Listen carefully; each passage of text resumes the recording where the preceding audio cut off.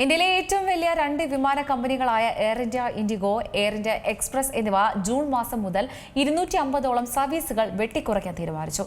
ഇന്ധനവില ഉയർന്നതോടെ യാത്രാച്ചെലവ് വർദ്ധിച്ചതാണ് കമ്പനികളെ ദുരന്തത്തിലാക്കിയത്.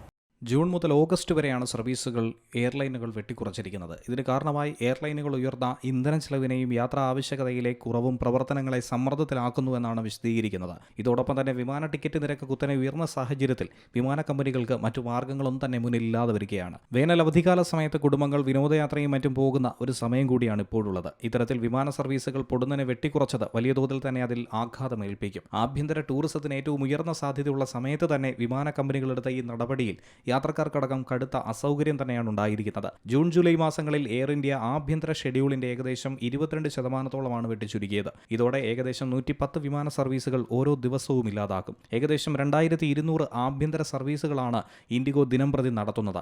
കമ്പനി 7% വരെ സർവീസുകൾ കുറയ്ക്കുമെന്ന് നിലവിൽ അറിയിച്ചിട്ടുണ്ട്.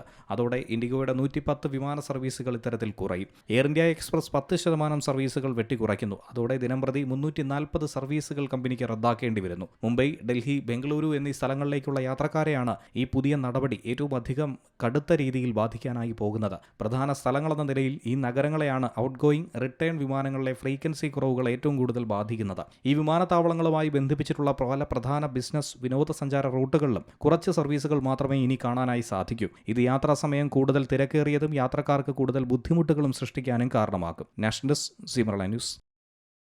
ഏറ്റവും പുതിയ വാർത്തകളും വിശേഷങ്ങളും വിരൽത്തുമ്പിലറിയാൻ സി മലയാളം ന്യൂസ് എല്ലാ ഡിജിറ്റൽ പ്ലാറ്റ്ഫോമുകളിലും ലഭ്യം.